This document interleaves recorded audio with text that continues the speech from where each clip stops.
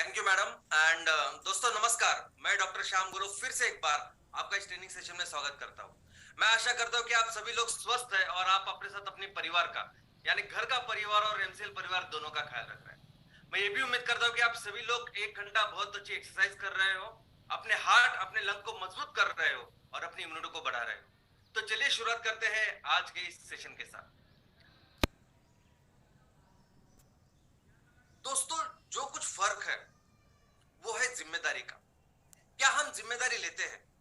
अगर हम जिम्मेदारी ले तो सब कुछ बदल सकते हैं। मैंने देखा है आजू बाजू की सिर्फ माता पिता ही ऐसे व्यक्ति होते हैं जो अपने आखिरी सांस तक अपने बच्चों की जिम्मेदारी लेते हैं। वो बच्चे जिनके खुद के बच्चे हो जाते फिर भी ये माँ बाप आखिरी सांस तक उनकी कुछ ना कुछ जो भी जरूरत हो वो जिम्मेदारी लेते हैं।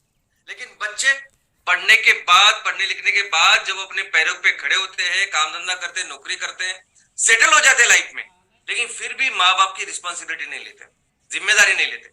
जब तीन चार जब बच्चे होते हैं तो वो एक दूसरे के साथ झगड़ते रहते हैं कि इनकी इनकी पूरी जिम्मेदारी मैं ही क्यों ली, तू ले। अपने समाज में दो तरह के ये जो लोक प्रतिनिधि और लोक सेवक करके दो कैटेगरीज है।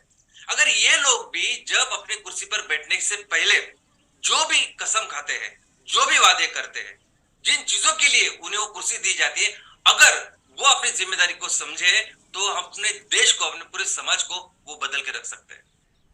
दोस्तों, हम सभी लोग जब एक मंच के ऊपर जब इकट्ठा हुए हैं तो ये मंच है बिजनेस का। अभी बिजनेस में किसी भी सेक्टर में जब कोई भी कंपनी शुरुआत करती है या बिजनेस करना चाहती है तो उसका एक ही सपना होता है कि इस सेक्टर में मैं ब्रांड बनूं। और उसको हमेशा लगता है कि ब्रांड बनने के लिए बहुत सारी चीजें लगती है, यानी बहुत सारा पैसा लगता है, टेक्निकल टीम लगती है, बहुत सारे लोग लगते हैं, तब जाके कोई भी कंपनी ब्रांड बन सकती है। लेकिन दोस्तों, ब्रांड बनना ये भी है एक जिम्मेदारी। ये सभी जो कंपनी जो ब्रांड बनती है या कोई भी कंपनी, पहले मैं जो कंपनी ब्रांड बनी है उनके बारे में बताता हूं कि जो भी कंपनी ब्रांड बनी है वो इसीलिए कि उन्होंने अपनी जिम्मेदारी निभाई है। अगर मर्सिडीज कहती है नथिंग बट बेस्ट, तो मर्सिडीज की कोई भी गाड़ी अगर आप लोगे तो उसमें आपको सिर्फ बेस्ट ही मिलेंगे। इंजन हो, परफॉर्मेंस हो, लग्जरी हो, सेफ्टी हो, हर चीज में मर्सिडीज आपको सिर्फ और सिर्फ बेस्ट ही देगी उस सभी सेगमेंट में। अगर एप्पल कहता है कि think out of the box, इसका मतलब यह है कि आपके जब वो एप्पल फोन आप लोगे तो उस टाइम पे जितने भी फोन मार्केट में है उससे बेहतर, उससे कुछ अलग ये फोन आपको देगी और वो देती है। अमेज़न अगर कहती है कि दुनिया की सबसे ज्यादा कस्टमर फ्रेंडली कंपनी हमें बनानी है, ज्यादा से ज्यादा हम लोगों के, हमारे कस्टमर को सुविधा देने की कोशिश करेंगे, तो आप देखोगे कि अमेज़न से कोई भी चीज मंगाना सबसे आसान होता है और कोई भी चीज वापस करना जो बहुत डिफिकल्ट होता है बाकी के जगह पे, वो भी सबसे आसान होता है वहां। दोस्तों, ये सही भी जो स्टार्टअप होती है अपने आजू बाजू, ये भी ये और नई नई कंपनियां, ये भी हमेशा कोई ना कोई वादा, कोई ना कोई विजन, मिशन वो सब लेके आती है, लेकिन धीरे धीरे कर दी सब चीजों को भूल जाती है।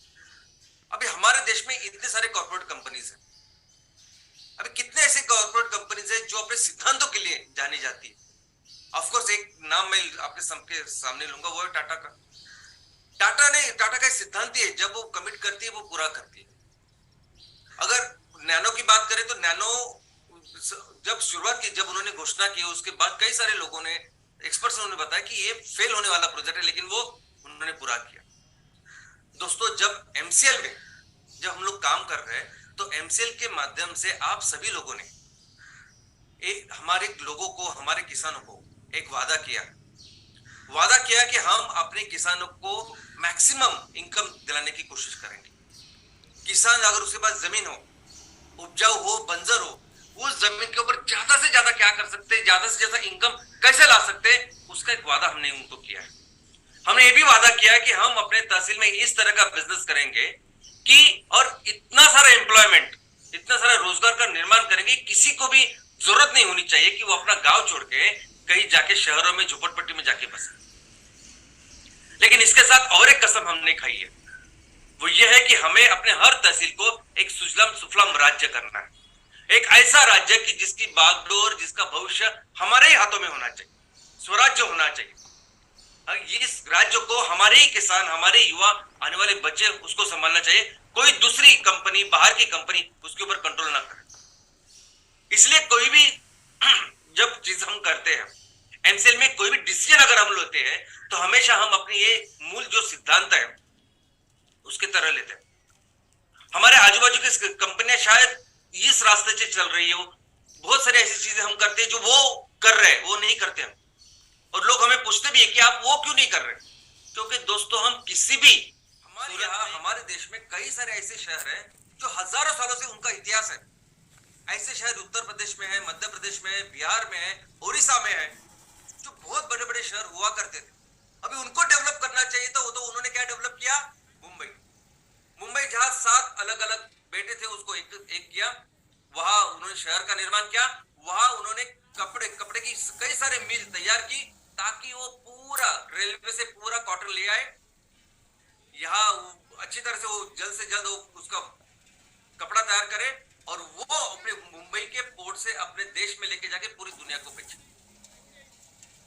यानी सब कुछ हम लोग कर रहे हैं, सब कुछ मेहनत हमारे किसान कर रहे थे, सब लोग कर रहे थे। जैसा भी मैडम ने कहा, तो मैडम ने जो मीट नमक के बारे में बताया, वैसे हर सेक्टर में हमारे अंग्रेज ऐसा काम करते थे और पूरा प्रॉफिट वो अपने यहां लेके जाते थे, और इसीलिए अपनी इकोनॉमी का ऐसे हाल हुआ 400 साल हुए। लेकिन दोस्तों, आज की तारीख में ये जो स्टार्टअप्स हमारे आजू बाजू है जो काम कर रहे हैं, वो इससे ही काम कर रही है। ये स्टार्टअप जिस तरीके से काम कर रहे हैं ना, उनका पूरा व्यवस्थापन हम लोग कर रहे हैं। कोई भी स्टार्टअप अगर हमारे देश में है ना, तो उसका पूरा डायरेक्टर्स, सीईओ सब हम लोग रहते हैं, इंडियंस रहते हैं। उसका रॉ मटेरियल कौन तैयार करते हैं, तो हम लोग तैयार करते हैं। मैन्युफैक्चरिंग, प्रोडक्ट हो या कोई सेवा हो, इन दोनों की मैन्युफैक्चरिंग भी हम लोग करते हैं। हम मार्केटिंग करते हैं, हम प्रमोशन करते हैं, बेचते भी हम लोग हैं। यहां तक कि मैं आपको बताऊं कि मैक्सिमम जो कंपनियां हैं, उनका ग्राहक, उनके जो कस्टमर्स हैं, वो भी पूरी तरह से भारतीय है। यानी माल भारत में तैयार होता है, सब कुछ यहाँ होता है, माल बेचा भी जाता है भारत में, और इसका जो प्रॉफिट है, वो प्रॉफिट जाता है चाइना में, वो प्रॉफिट जाता है अमेरिका, वो प्रॉफिट जाता है जापान में, जिन्होंने उसमें निवेश किया होता है और जो 90% ओनर होते हैं उस कंपनी।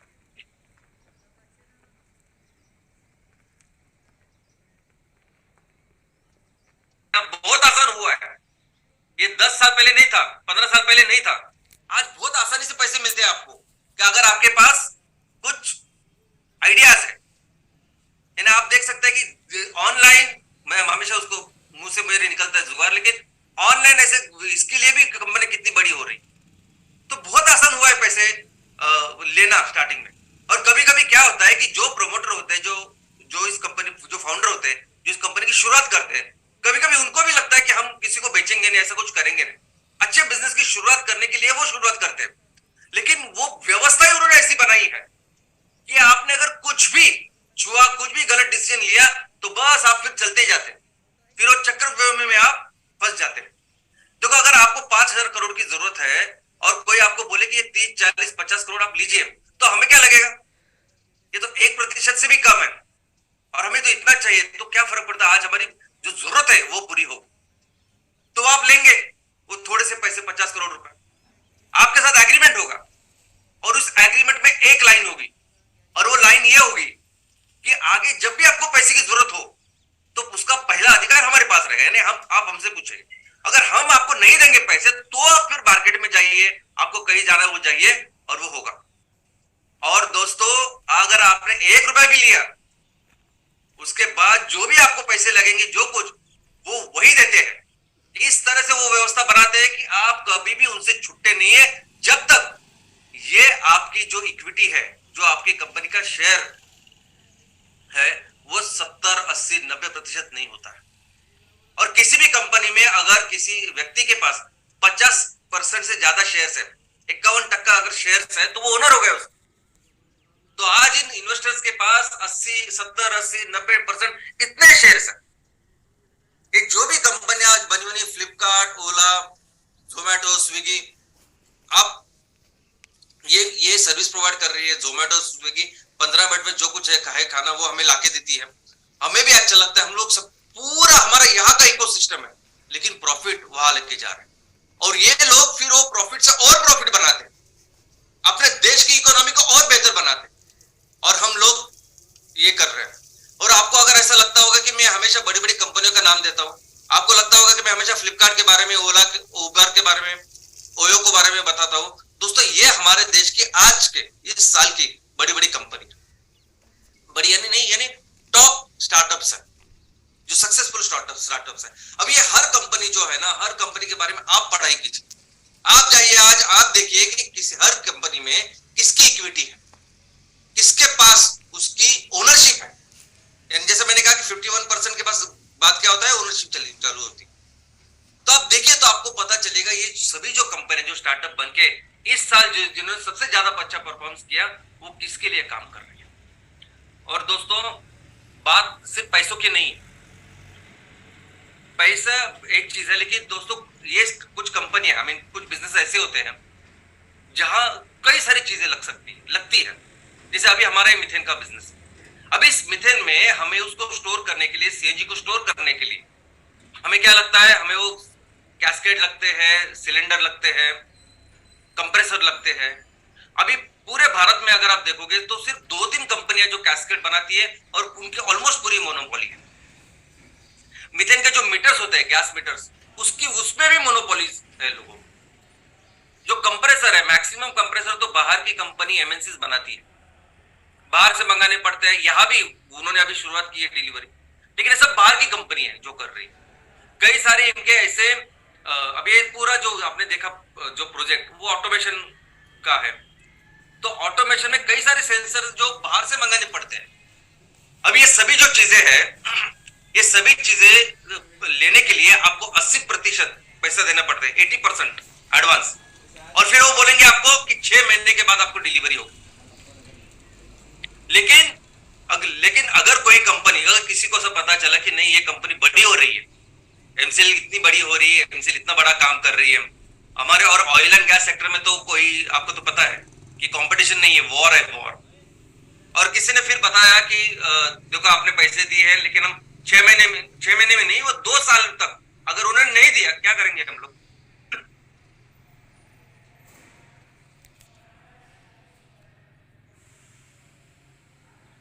कुछ नहीं कर सकते। जब तक वो चीजें आती नहीं तब तक हम अपना प्रोजेक्ट कंप्लीट ही नहीं कर सकते। जब तक हम उनके इशारों पे ना चले, जब तक हम उनके साथ वो कारोबार न करें, वो नहीं करने देंगे हम। तो बात सिर्फ पैसों की नहीं है, बात ऐसी भी है कि ऐसी कौन सी चीजें हैं, ऐसे कई सारी चीजें हो सकती है कि जहां वो हमें रोक सकते हैं, जहां वो हमें रोक सकते हैं और अपने इशारों पे वो काम कर सकते हैं, और देखेंगे कि वो उनके बिना हम बड़े नहीं हो सकते। तो दोस्तों ये जो चीजें, ये जो शुरुआत का जो पीरियड है, हमें इस तरीके के बिजनेसेस करने चाहिए जो पूरी तरह से हमारे कंट्रोल में हो। ऐसे बिजनेस करने चाहिए जिसका पूरी तरह से, जिसमें आत्मनिर्भर हम लोग कर सके, बन सके। कोई भी चीज के लिए हम लोग किसी दूसरे के ऊपर अगर निर्भर होकर बिजनेस करें तो कभी भी ये कंपनियां, ये कंपटीशन हमें रोक सकता है। और आज देख रहे हैं हर सेक्टर में, अभी हर सेक्टर में क्यों ऐसा हो रहा है उसकी डिटेल में मैं जाना नहीं चाहता। जब एमसीएल की जो रिस्पॉन्सिबिलिटी ली हमने लोगों की, जो हमें काम करना है, मैं उसकी बात कर रहा हूं। और ये इनिशियल जो पीरियड है ना, यही सबसे इंपॉर्टेंट है। इनिशियल पीरियड में ही ये सब कुछ बहुत ज्यादा मुमकिन होता है। और अगर हम इसको संभाले, अगर हम अपने कंपनी को एक अच्छे पोजीशन तक लेके जाए कोई भी बिजनेस करके, तो दोस्तों फिर लोगों में जो इन्वेस्टर्स है, तो अच्छे इन्वेस्टर्स भी है, अच्छे लोग भी है कि जिनको सिर्फ पैसे के बाद उसका रिटर्न ऑन इन्वेस्टमेंट, आरओआईसी मतलब होता है, वो उनके जैसे वल्चर कैपिटलिस्ट नहीं होते। लोग टेक्नोलॉजी को लेके भी ऐसे बैठे कि जिनको भी ऐसा लगता है कि अच्छी कंपनी के साथ कुछ अच्छा करने की कोशिश करें। लेकिन सवाल यह है कि क्या हम अपने उस नाम तक कैसे पहुंचते हैं? ये जो इनिशियल जो पीरियड है, क्या हम लोग उससे अपने आप को संभालते हैं, अपने कंपनी को संभालते हैं और वहां तक लेके जाते हैं? और दोस्तों मैं आपको बोलता हूं, आप जैसे लोग हो ना, आप बहुत ही जबरदस्त ऐसे एंटरप्रेनर्स हो। आज पूरी एमसीएल की फैमिली जो बनी हुई है, आप लोगों के कारण। आप जो सभी तहसील लेवल के एमबीएस हो, ग्राम पंचायत लेवल के एमवीपी हो, आप जबरदस्त लोग, मैं इसलिए ये बोलता हूं क्योंकि आप जिस प्रक्रिया से आप आए हैं ना, ऐसा समझिए आपने आईएएस की एग्जाम दी है और आप आईएएस बन गए। मैं इतना बोल सकता हूं आपको, क्योंकि आप में वो सभी कैपेबिलिटीज है। जो विजन मिशन पे भरोसा रख के आप आए हैं ना, और इतना ही नहीं, आपने वो 10,000 15,000 मेंबर्स किए, सब कुछ रखे, आपने अपने आप को साबित किया है। आप ऐसे लोग हो कि आपने इतना बड़ा फाउंडेशन तैयार किया, और फाउंडेशन ही सब कुछ है। देखो, फाउंडेशन सबसे इंपॉर्टेंट है। एक बार फाउंडेशन बन गया ना अच्छा, तो आप बहुत बड़ी मंजिला इमारत तैयार कर सकते हो। तो अभी तो आने वाले दिनों में सिर्फ बिजनेस करना है हमें, लेकिन ये फाउंडेशन तैयार करने का, ऐसी परिस्थिति में एकजुट होके काम करने का जो आपने दिखाया है, हम सब मिलके इस सब परिस्थिति को बदलने वाले हैं। आने वाले दिनों में आप अपने तहसील में इस फाउंडेशन के ऊपर इतने बिजनेसेस करने वाले हो।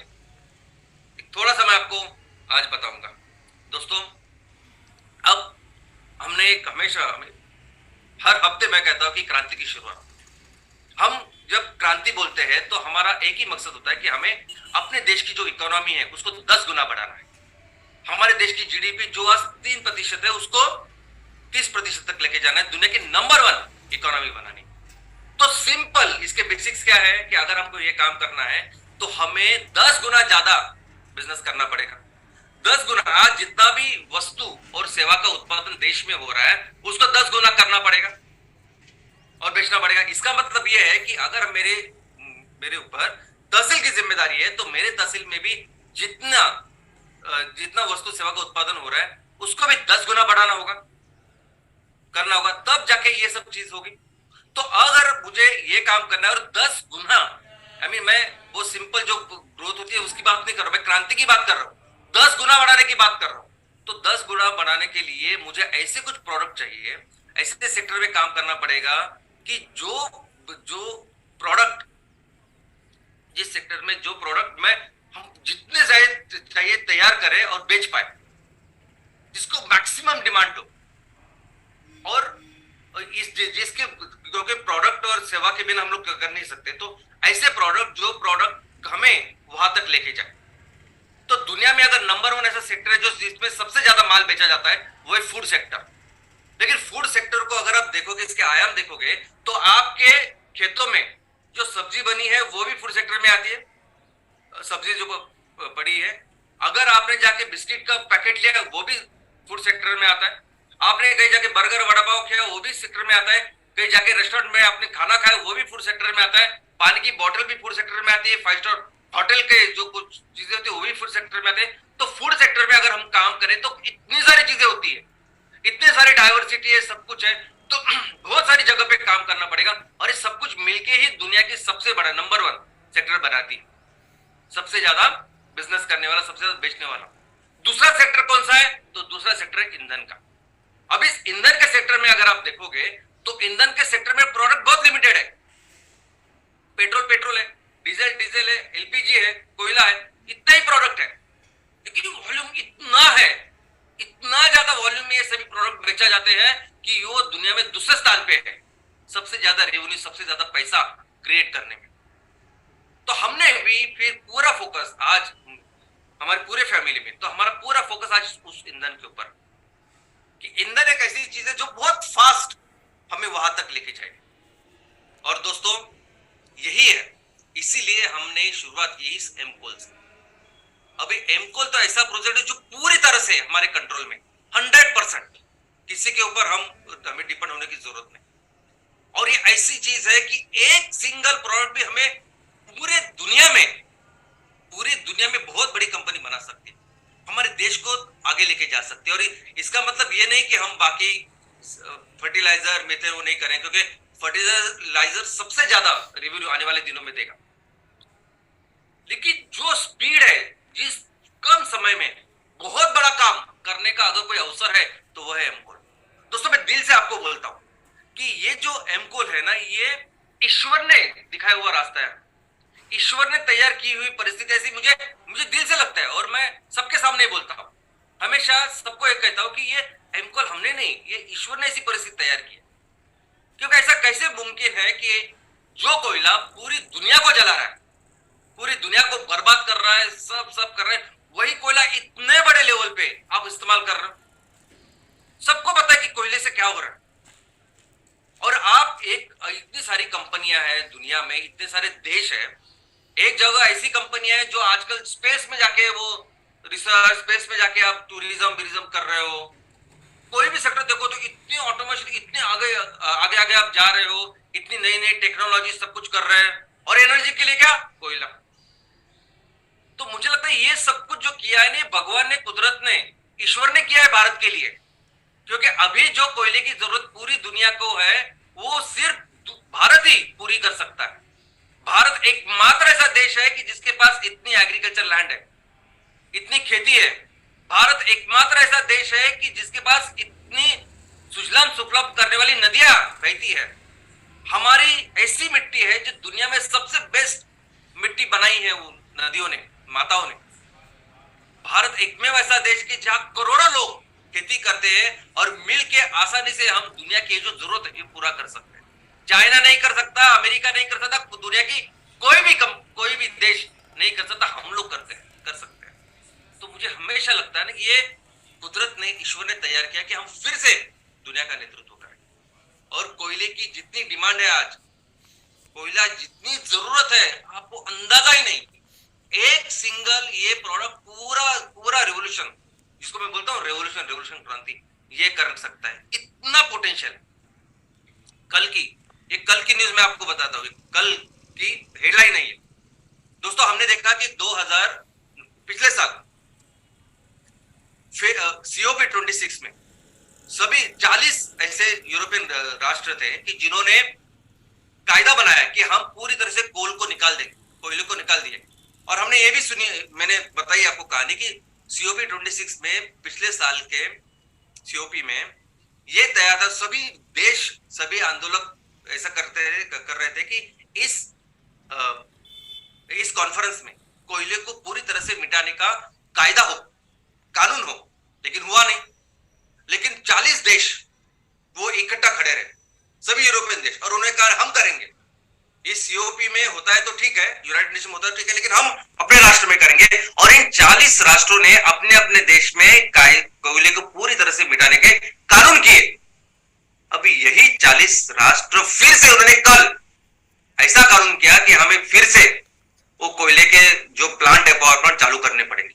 उसका कारण यह है कि रशिया ने, जो रशिया नेचुरल गैस उनको सप्लाई करता है, उन्होंने धमकी दी है कि मैं आपको नेचुरल गैस का सप्लाई कम कर दूंगा। और ये यूरोपियन देश ऐसे देश है कि उनको अब इस ठंडी के सीजन में और ज्यादा उनको वहां तो बहुत ज्यादा बर्फ होता है, ठंडी होती है, और घर को गर्म रखने के लिए उनको इलेक्ट्रिसिटी, बिजली की जरूरत होती है। तो नेचुरल गैस को बचाने के लिए वो कोयले को फिर से अपना रहे, जब वो सभी लोग जानते कि ये कोयला पूरी तरह से दुनिया को बर्बाद कर रहा है। तो दोस्तों, ऐसी कंडीशन में अगर हम दुनिया को ये सोल्यूशन देंगे तो बताइए सोल्यूशन कैसे काम करेगा, क्या होगा सोल्यूशन। और जो भी आज की डिमांड है, आज की डिमांड कितनी है, 8000 मिलियन टन है सब। तो आज की डिमांड सबसे ज्यादा कोयला कहा जाता है तो इलेक्ट्रिसिटी जनरेशन में। आज जितनी भी बिजली बनती है, 36% पिछले साल बनी है कोयले की वजह से, 10% बनी है न्यूक्लियर की वजह से, ऑलमोस्ट 23% बनी है नेचुरल गैस की वजह से, 10% बनी है वो सोलार और विंड पावर जो रिन्यूएबल्स कहते हैं वो, और लगभग 15% बनी है हाइड्रो पावर से। लेकिन ये बाकी के सभी जो क्षेत्र है, देखो अभी हम लोग क्या सोच रहे हैं कि जितना कोयला आज लगता है उसको बनाना है, और इसलिए उसका मार्केट पोटेंशियल है। लेकिन दोस्तों, मार्केट पोटेंशियल उतना नहीं है। जब एम कोल आएगा तब एम कोल का जो पोटेंशियल है, मार्केट पोटेंशियल, वो बहुत बहुत बहुत ज्यादा है। मैं आपको बताता हूं। सबसे पहले मैं आपको बता दूं कि ये 10% आज बिजली बन रही है न्यूक्लियर से। कोई भी देश जो जिसके यहां न्यूक्लियर पावर भी है, उसको भी नहीं चाहिए कि न्यूक्लियर प्लांट, उसको भी नहीं चाहिए कि न्यूक्लियर से बिजली बने, क्योंकि न्यूक्लियर ऐसी चीज है जो 1 सेकंड में सब कुछ तबाह कर सकती है। 1 सेकंड में हमेशा के लिए तबाह कर सकती है, कई सालों तक 1 सेकंड में सब कुछ हो सकता है। इसलिए कोई भी देश नहीं चाहता कि न्यूक्लियर के ऊपर काम करे। तो ये पूरे जो 10% है जिससे अभी आज न्यूक्लियर की बिजली बन रही है, ये अगर हमारे यहां अगर हम एमकोल करें,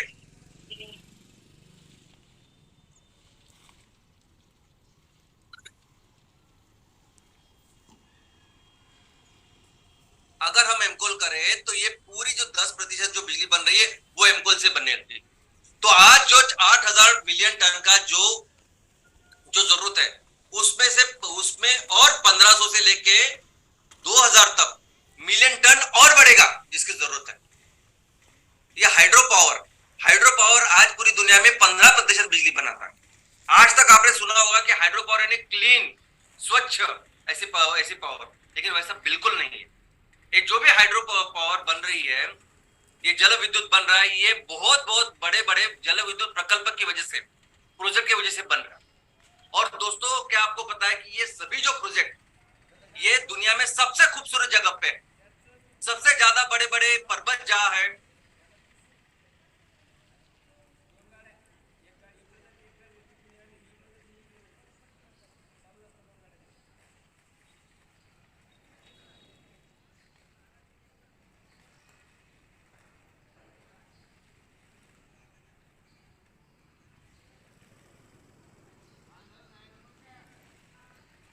सबसे खूबसूरत पर्वत जहां है, सबसे खूबसूरत इकोसिस्टम जहां है, वहां पे ये जल विद्युत प्रकल्प है।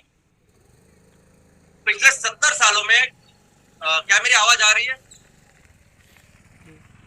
Yes sir, yes sir, yes sir. पिछले 70 सालों में जितने भी प्रोजेक्ट हमने लगाए हैं, मैक्सिमम प्रोजेक्ट ये हिमालय और नॉर्थ ईस्ट में जो भी पर्वत है उसमें लगाए गए। और दोस्तों, ये इस प्रकल्पों की वजह से, प्रोजेक्ट की वजह से वहां का जो एनवायरनमेंट इतना खराब हो चुका है कि आपको सुन के बहुत ही ज्यादा दुख होगा, शौक लगेगा कि जितने भी स्पेसीज पानी में है, नदी में है, उससे उसके 70% स्पेसीज हमेशा के लिए लुप्त हो गए हैं। जितने भी आजू बाजू की जो पूरा पर्यावरण का सिस्टम है, वो पूरी तरह से हमने बर्बाद करके रखा है। यहाँ तक के उत्तराखंड में जितने भी दुर्घटनाएं हुई, डिजास्टर्स हुए, उसका प्राइम रीजन अगर कुछ है, अभी जो रिसेंटली हुआ, उसका प्राइम रीजन है हाइड्रो पावर के प्रोजेक्ट्स चेन्नई में हुआ। यानी पिछले 70 सालों में जितने भी प्रोजेक्ट्स हुए, वो सभी ऑलमोस्ट 99% प्रोजेक्ट्स में एस्केलेशन, यानी जितने कॉस्ट पे वो बनने चाहिए उससे कई ज्यादा इसमें प्रोजेक्ट बने। और जितनी विद्युत बननी चाहिए थी, जितनी इलेक्ट्रिसिटी बननी चाहिए थे, उससे बहुत कम पोटेंशियल पे अब ये प्रोजेक्ट चल रहा है। तो दोस्तों, जब भी हाइड्रो प्रोजेक्ट बनने हो तब एक्चुअली हमें छोटे छोटे प्रोजेक्ट करने चाहिए। और इतने बड़े बड़े प्रोजेक्ट के साथ उन गांव वालों के साथ क्या होता है, आदिवासियों के साथ क्या होता है, क्योंकि ऐसे जगह पे, जंगलों में हमारे आदिवासी जो लोग हैं वही रहते हैं, और उनके पुनर्वसन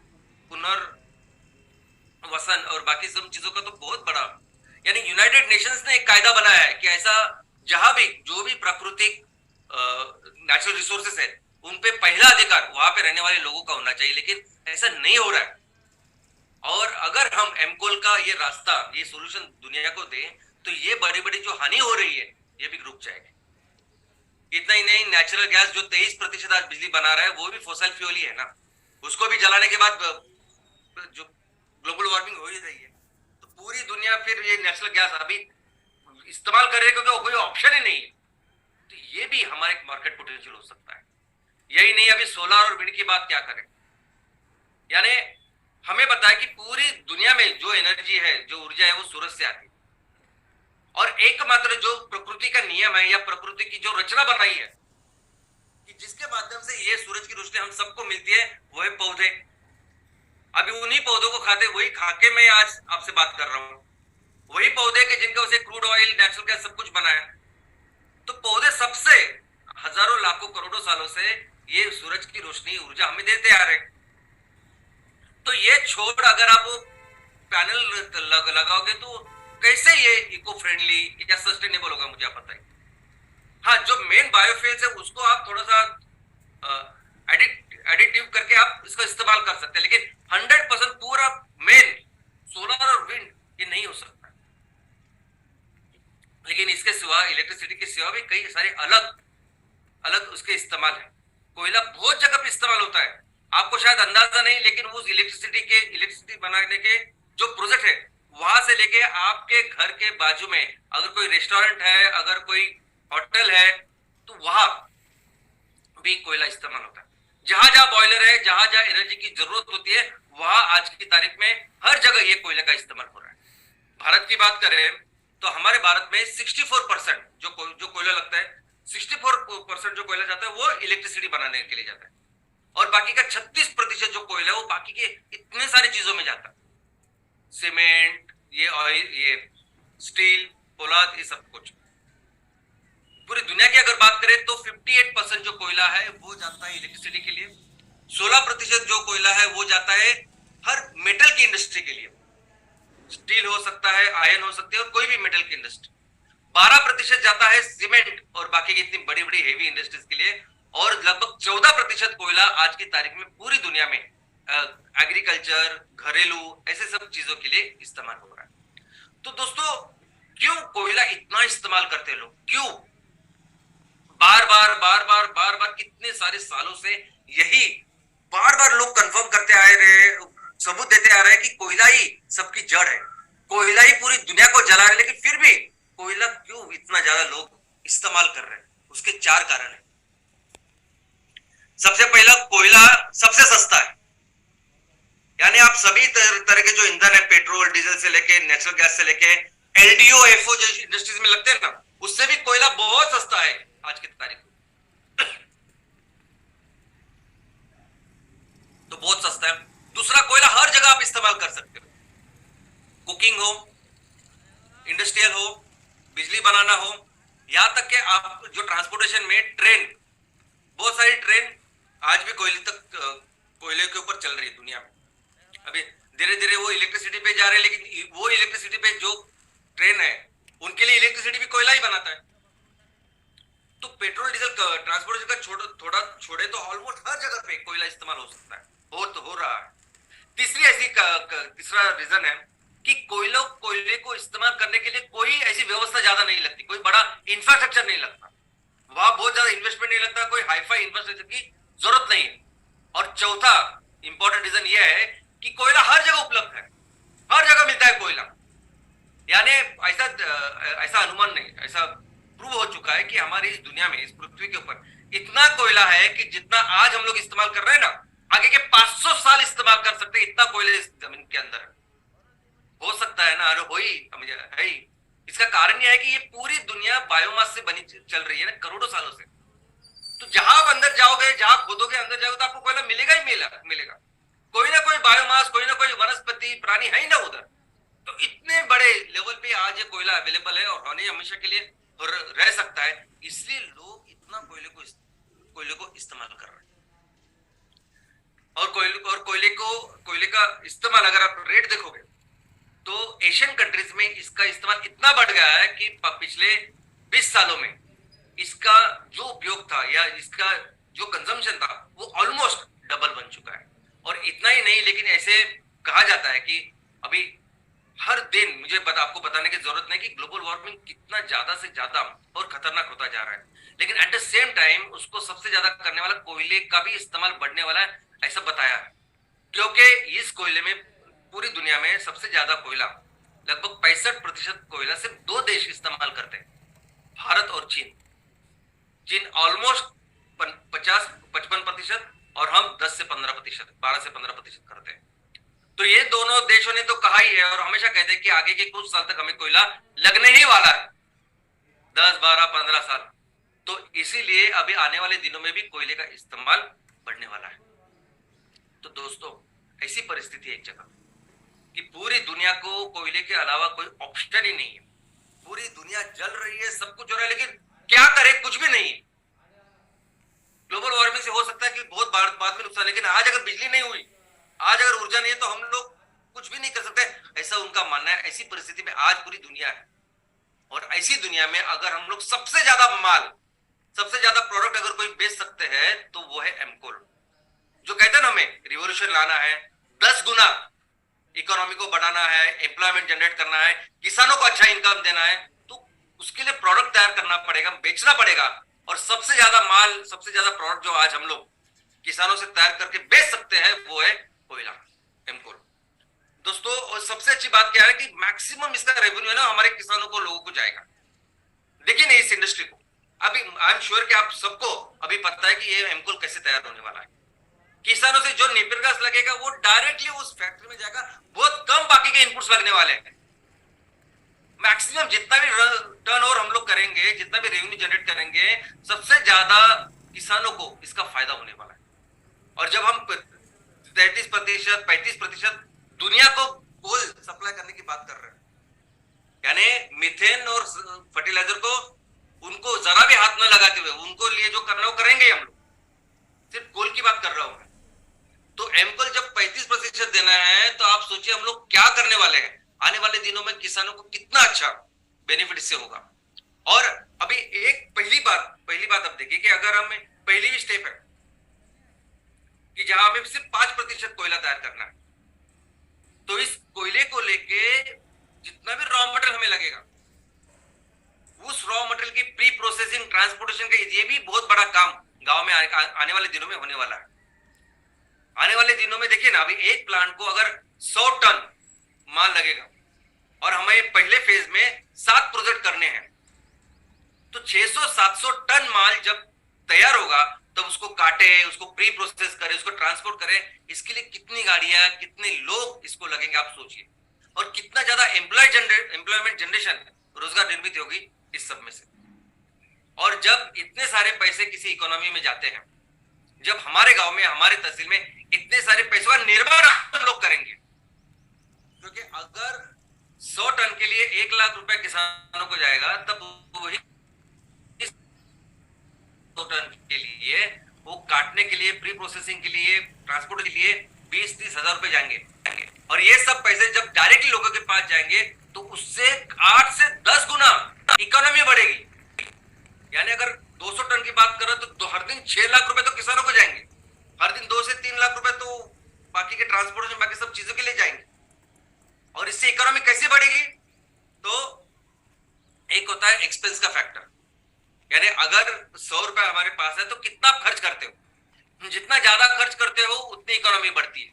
यानी अगर 100 में से आपने 90 रुपए आप खर्च कर रहे हो, अभी हमारे गांव में, हमारे तहसीलों में, या जिस बैकग्राउंड से हम लोग हैं, आप है, मैं हूं, जो लोअर मिडिल क्लास और जो हमारे सब लोग हैं, ये लोग 100 में से 90 रुपए खर्च करते, 90% को खर्च करते हैं और बाकी का सेविंग में जाता है। और सेविंग का कितना होगा तो हम कितने करते हैं? 5 से 10%। जैसे जैसे इनकम बढ़ता है, higher middle class, high class, तो वो लोग ज्यादा पैसा बचाते हैं, हम लोग बचा ही नहीं सकते। तो जब ऐसी परिस्थिति होती है कि आपका खर्चा ज्यादा होता है और बचाना कम होता है, तो वो मल्टीप्लायर इफेक्ट वो लागू होता है। तो हमारा जो मल्टीप्लायर इफेक्ट है उसके बिना पर 8 से 10 गुना ही इकोनॉमी बढ़ेगी। यानी अगर आप किसानों को 6 लाख रुपए आज हर दिन का दे रहे हैं तो 60 लाख रुपए की इकोनॉमी बढ़ेगी। इसे कहते हैं केनीसियन इकोनॉमिक्स मल्टीप्लायर इफेक्ट। और दोस्तों देखो, हमें हर तहसील में जितने भी लोग हैं, जितने भी परिवार है, उनकी जिम्मेदारी हमने ली है। अभी ऑन एन एवरेज हर तहसील में 45,000 से लेकर 55,000 इतने परिवार हैं, और हर परिवार में लगभग 4.8 ऐसा फैक्टर है जो लोग रहते हैं। तो 5 पकड़ के चलते हैं, तो हर परिवार में 5 लोग रहते हैं। तो समझे कि अगर आपके तहसील में 50,000 परिवार है तो 2.5 लाख आपकी तहसील की लोक संख्या हो गई। तो अगर ये 50,000 लोगों की अगर हमने जिम्मेदारी ली है, रिस्पॉन्सिबिलिटी ली है, तो इसका मतलब ये नहीं कि सभी के सभी 50,000 लोग एमकोल में आ जाए, एमकोल काम करने लगे, कोई जरूरत नहीं। अगर हम पहले स्टेप में अगर 5% भी हम लोग कोयला बना रहे हैं दुनिया के लिए, 200 टन का माल तैयार कर रहे हैं, और हर साल लगभग 22 करोड़ रुपए रॉ मटेरियल के लिए, 10 करोड़ रुपए ट्रांसपोर्टेशन सबके लिए, 30 करोड़ रुपए अगर तहसील में दे रहे हैं, तो उससे 300 करोड़ की इकोनॉमी तैयार हो। और 300 करोड़ में लोग, किसी के साइकिल की दुकान चलेगी, किसी के मट्टी के बर्तन का जो व्यापार है वो शुरू होगा। जब आपके पास पैसे रहेंगे तो आप कपड़े सिलाओगे, चप्पल लोगे, तो हर जो व्यवस्था इकोनॉमी है वो इस तरह से बढ़ेगी। अपने स्पोर्ट्स, बाकी की जो चीजें हैं वो बेहतर हो जाएगी। आपने देखा ना जमशेदपुर में कैसे होता है, तो जमशेदपुर इतना बड़ा शहर कैसे बन गया? एक फैक्ट्री की वजह से, एक बड़ा जो लार्ज प्लांट है वहां, पोलत की फैक्ट्री, उसकी वजह से। तो जब हम ये काम करते हैं तो इनडायरेक्ट जो एम्प्लॉयमेंट जनरेशन बहुत ज्यादा होती है। तो आपको तो जरूरत नहीं कि 50 के 50,000 डायरेक्टली इसमें आ जाए, इनडायरेक्टली भी बहुत सारे लोग इसमें आ सकते हैं। और दोस्तों इसमें जो बिजनेस का डेवलपमेंट करना है, तो आज हमारा पूरा फोकस एक ही जगह पे है कि हमें दुनिया के लिए 5% कोयला बनाना है, बस। यानी आज पूरी दुनिया की अगर 8,000 मिलियन टन की जरूरत है, तो इसका मतलब है कि हमें साल का 400 मिलियन टन इतना कोयला बनाना है। और इसका मतलब यह है कि हर तहसील में, भारत के 5,500 तहसील में 200 टन आउटपुट, इतना माल बनाना है, इतना एमकोल तैयार करना है। और जब 200 टन माल तैयार करेंगे ना दोस्तों, तो इसके इकोनॉमिक्स अगर आप देखोगे तो 600 टन रॉ मटेरियल लगेगा। 600 टन माल हर दिन किसानों से हम लोग लेंगे, वो ट्रांसपोर्टेशन होगा, प्री प्रोसेसिंग होंगे, और फैक्ट्री में वो 200 टन माल बनेगा। लेकिन इस 200 टन, अभी ये जो पूरा एमकोल की परिस्थिति है, तो एमकोल का जो बेचने का जो रेट है वो बहुत कम रहेगा। आई मीन अगर सीएनजी से कंपेयर करें हम, तो बहुत कम पैसे एंड में प्रॉफिट करके हमें मिल सकते हैं। जो इस फैक्ट्री के जो ओनर है, हो सकता है कि उनको बाकी के कंपैरिजन में कम पैसे मिले, लेकिन वॉल्यूम इतना बड़ा है कि उनको अच्छे पैसे मिलेंगे। जो बायोफ्यूल स्टेट के बारे में जो सोच रहे थे, उससे कई ज्यादा पैसे आपको इसमें मिलने वाले। ये तो एक बात हो गई, लेकिन इसमें आपको शायद अंदाजा नहीं कि किसानों को कितना पैसे मिले। इतने ज्यादा मल्टीप्लिकेशन में ये प्लांट लगने वाले हैं कि किसानों को और कई सारे युवाओं को बहुत ज्यादा पैसे, बहुत ज्यादा रोजगार इससे मिलने वाले हैं। और इसके अलावा हम जो भी प्रॉफिट जनरेशन होगा, और उसके 20% सीएसआर अगर हम गांव के लिए, तहसील के लिए खर्च करें, तो आपको अंदाजा नहीं हम कितना बदलाव हमारे तहसीलों में, हमारे गांव में करें। लेकिन अभी क्या काम करना है, किसके ऊपर फोकस करना है, तो एग्जीक्यूशन। दोस्तों सबसे पहले मैं आप सभी का अभिनंदन करना चाहता हूं, क्योंकि बहुत सारे लोगों ने अभी लोकेशन फाइनल किया है, अपने प्रोजेक्ट की जो लोकेशन है उसको फाइनल किया है, एग्रीमेंट किया है, और वो नेक्स्ट स्टेप के लिए गए हैं। लेकिन मेरी विनती है आप सभी लोगों से, सभी तहसील में जो काम कर रहे हैं, कि आप अपने प्रोजेक्ट की लोकेशन, उसको फाइनल करने का जो काम है वो भी चालू करिए। साइमल्टेनियसली आप जो उसकी जो एलिजिबिलिटी, उसके लिए जो काम कर रहे हैं, उसके साथ आप लोकेशन फाइनल कीजिए। आज कीजिए, जल्दी कीजिए, जल्द से जल्द कीजिए। और मैंने कहा है ना कि लोकेशन के लिए ये कोई भी, किसी भी तरीके से आप ये कर सकते हो। सब ऑप्शन आपके पास, मैंने आपको दिए हैं, हमारे पास उपलब्ध है। यानी वो ऐसा नहीं कि जिसके लिए बहुत सारे परमिशंस वगैरह लगते हैं, बहुत सारे रेस्ट्रिक्शंस है, ऐसा ये प्रोजेक्ट नहीं है। तो इसका ज्यादा से ज्यादा हम लोग कर सकते, फायदा कर सकते हैं, और जल्द से जल्द आपको लोकेशन फाइनल करना है। दूसरा, जिन्होंने भी लोकेशन फाइनल किए हैं, तो अभी नेक्स्ट स्टेप आपके लिए है, वो है नर्सरी तैयार करना। एक प्रोजेक्ट के लिए हमें 2 नर्सरी लगने वाली है, और ये नर्सरी जरूरी है कि हम राइट प्लांटिंग मटेरियल हमारे किसानों को दें, क्योंकि हमें पता है कि हर जगह पे किसान, आज हमारी जो उत्पादकता है वो दुनिया के उत्पादकता से बहुत नीचे है। इसके कई सारे कारण जो आपको भी पता है, लेकिन एक इंपॉर्टेंट कारण यह है कि किसानों को right planting material, right training नहीं मिलती जो हमें देनी है। तो हम सभी ग्राम पंचायत लेवल के सभी जो एंटरप्रेन्योर, हमारी जिम्मेदारी है कि हम किसानों को राइट प्लांटिंग मटेरियल दें और उनको राइट ट्रेनिंग दें। लेकिन किसानों को ट्रेनिंग देने से पहले आप जो सभी उद्योजक है, जो ग्राम पंचायत लेवल पे काम कर रहे हैं, तहसील लेवल पे काम कर रहे हैं, उनकी ट्रेनिंग होनी जरूरी है। आपको पहले समझना चाहिए कि नेपियर ग्रास में नर्सरी कैसे करनी है, प्लांटेशन कैसे करना है। तो आपके लिए हमारे पूरे जो राष्ट्रीय अध्यक्ष है इसके, जो कंडूबेरी साहब है, वो आपके लिए स्पेशल ट्रेनिंग लेने वाले हैं। दोस्तों, वो पूरे दिन का एक ट्रेनिंग का सत्र आयोजित करेंगे।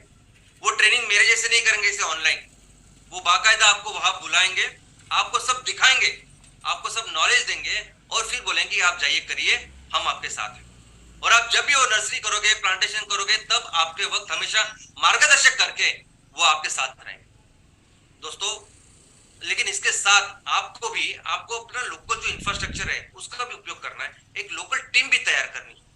क्योंकि क्या होता है कि हमारे देश में बहुत सारा इंफ्रास्ट्रक्चर बना हुआ है इसके लिए। अगर कृषि लेना, तो कृषि आज भी हमारे पूरे अर्थव्यवस्था का बैकबोन है। हर राज्य ने, हर सेंटर ने इस कृषि के लिए बहुत कायदे कानून किए, हर तहसील में इतनी सारी व्यवस्था की है, कितने सारे रिसर्च इंस्टीट्यूट्स है आज हमारे देश में। आपके भी तहसील में तालुका कृषि अधिकारी है, उसके अधीनस्थ कितने सारे अधिकारी है जो पढ़े लिखे लोग हैं। हमें इनका उपयोग करना चाहिए ना। मैं हमेशा कहता हूं ना कि डेवलप्ड और डेवलपिंग जो इकोनॉमी है उसमें क्या फर्क होता है। तो जो विकसित देश होते हैं, विकसित प्रदेश होते हैं, वो अपने इंफ्रास्ट्रक्चर, वो अपने संसाधनों का, रिसोर्सेज का 100% उनका यूटिलाइजेशन कर।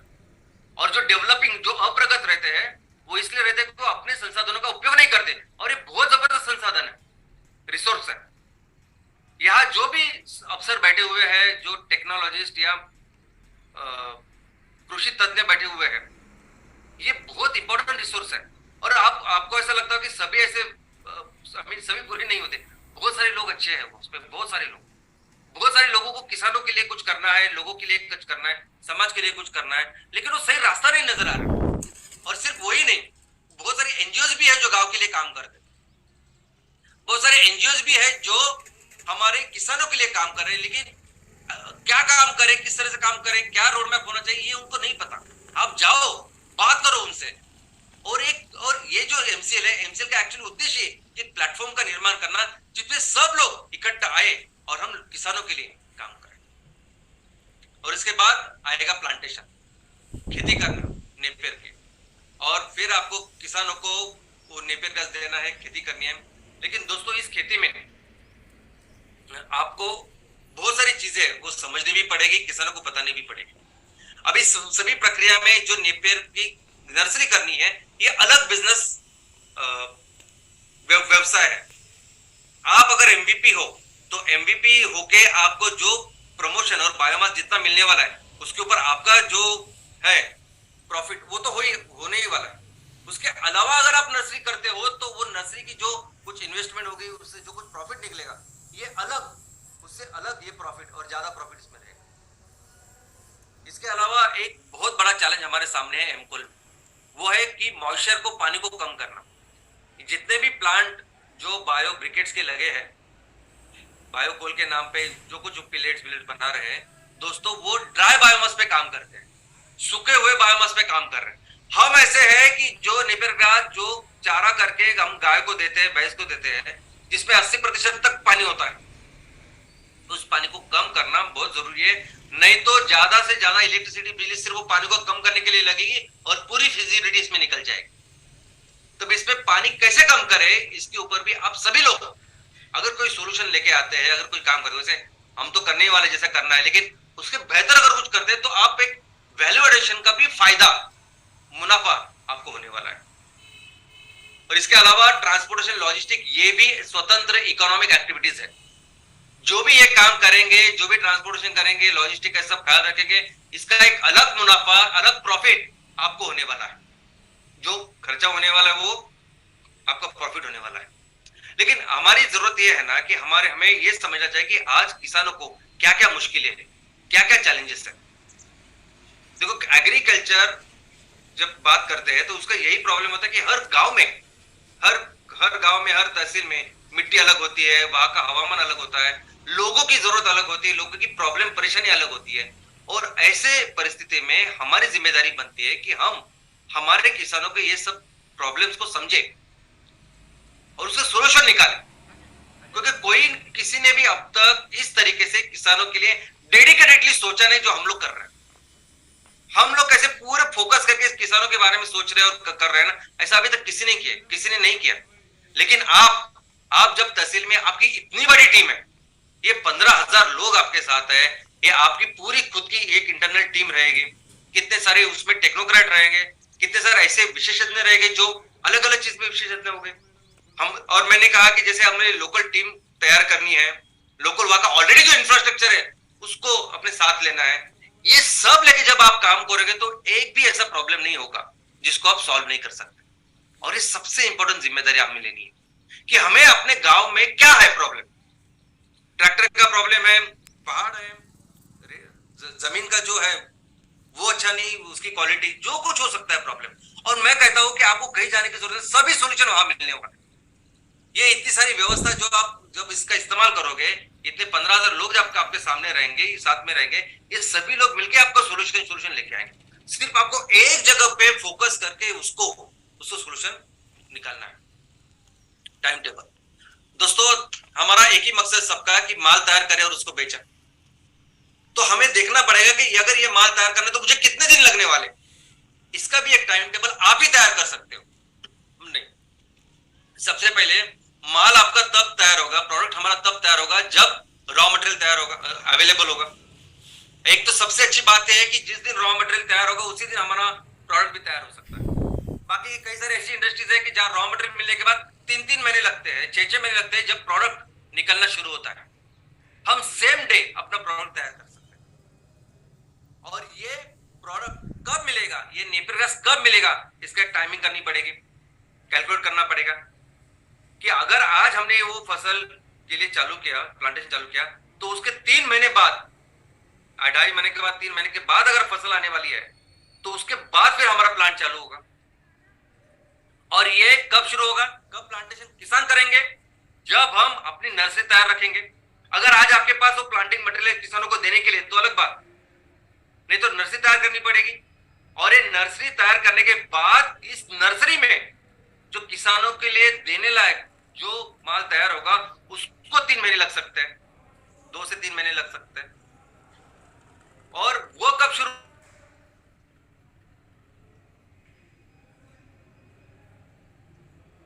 लोकेशन फाइनल होने के बाद भी ऐसा समझिए कि 4, 5, 6 दिन एक अर्थ के लिए लगे, आपको जाके जो रजिस्ट्री करनी है, बाकी कुछ करना है उसके लिए लगे। उसके पहले ही आपको पहले लोकेशन फाइनल करना है।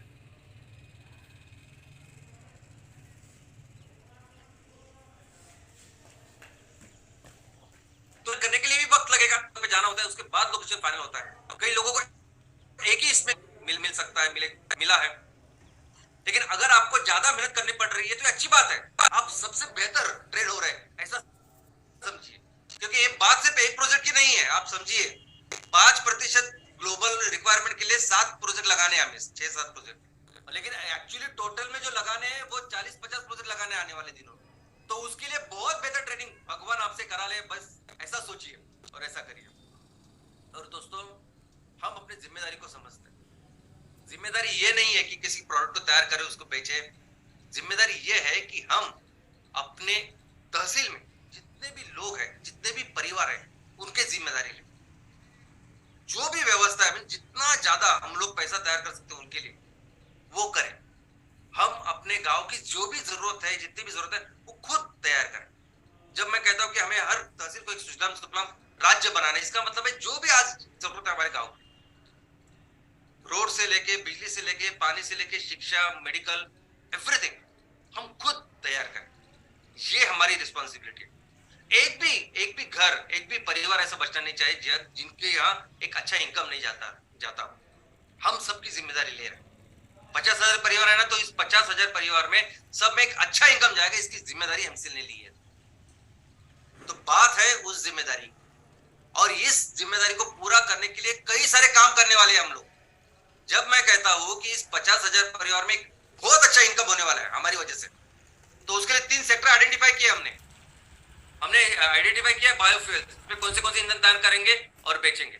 हमने आइडेंटिफाई किया ऑर्गेनिक फार्मिंग करेंगे, उससे वो रॉ मटेरियल लेंगे और उसके प्रोडक्ट तैयार करके दुनिया में बेचेंगे। हमने आइडेंटिफाई किया है इको फ्रेंडली प्रोडक्ट्स, जो तैयार करेंगे और पूरी दुनिया में बेचेंगे। और ये इतने सारे वॉल्यूम में तैयार करके बेचेंगे कि हर घर में एक बहुत ज्यादा इनकम, यानी अभी सभी लोग जो बोलते हैं ना कि मिनिमम इतना इनकम होना चाहिए, वैसे नहीं है। पोटेंशियल देखिए आप, पोटेंशियल हमारा इतना है कि हम हर गांव को, हर घर को समृद्ध बना सकते हैं। सिर्फ जो रिस्पेक्टेबल इनकम नहीं, आने वाले दिनों में ये होने वाला है। और इसकी शुरुआत हम लोग करने वाले एक प्रोडक्ट के साथ जो है हमको। लेकिन दोस्तों, इसके साथ कई सारे प्रोडक्ट आने वाले हैं, आप सोच नहीं सकते। मैंने कई बार बताया कि आने वाले दिनों में आप ऑर्गेनिक बिस्किट भी बेचेंगे, आप ऑर्गेनिक वड़ा पाव भी बेचेंगे, बर्गर भी बेचेंगे, कई सारे ऐसी चीजें बेचेंगे जो 100% ऑर्गेनिक होगी और आप एक्सपोर्ट करोगे उसको। कई सारे देश ऐसे हैं दोस्तों कि जहां ऑलमोस्ट मैक्सिमम देशों में इतनी जमीन इतना नहीं है जो हमारे पास है, भगवान हमें कुदरत ने दिया हो। कई सारे प्रोडक्ट तैयार कर सकते हैं और उनको बेच सकते हैं। अब एक सिंपल एग्जांपल ये है पर्पल रेवोल्यूशन। तो आपको अंदाजा होगा कि क्या हो सकता है आने वाले दिनों में। पर्पल रेवोल्यूशन का मतलब ये है कि आज की तारीख में जितने भी सेंट आते हैं ना मार्केट में, परफ्यूम्स वगैरह आते हैं, कितने महंगे होते हैं और ये सब आर्टिफिशियल होते हैं, ये सब केमिकल्स होते हैं, सब वो कैंसर तैयार करने वाले घटक होते हैं। अब ऐसे परफ्यूम के जगह पे एक एक प्राकृतिक जो सेंट है, नेचुरल सुगंधी जैसी चीजें, द्रव्य, उसको बहुत ज्यादा डिमांड है। और इसीलिए एक खेती है जो है लेवेंडर, ये जो फूल है इसकी खेती।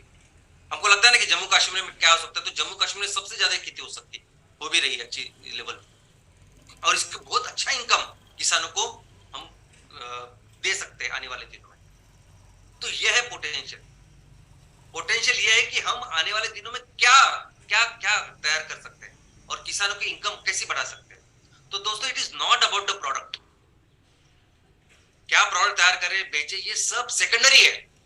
हमारी ऑब्जेक्टिव क्या है, हमारा लक्ष्य क्या है कि हम एक कम्युनिटी का निर्माण करें, एक ऐसे समाज का निर्माण करें जो समाज अपने गांव की जिम्मेदारी ले, अपने तहसील की जिम्मेदारी ले, अपने इस धरती माँ की जिम्मेदारी ले। एक ऐसा समाज जो हमारे यहाँ हमारे आजू बाजू जितने भी जंगल है, पानी है, नदी है, जो अपने साथ इतने करोड़ों सालों से जो रहते हुए हमारे जीव है, उनकी जिम्मेदारी ले, वो समाज का निर्माण करना, ये हमारा एक्चुअल लक्ष्य है। और जब ये करेंगे तो दोस्तों यकीन रहिए बहुत जल्दी हम हर तहसील को एक सुजलाम सुफलाम राज्य बनाएंगे। और ये इतने जल्दी होने वाला है कि पूरी दुनिया इसको कहेगी एमसीएल रेवोल्यूशन। धन्यवाद, थैंक यू।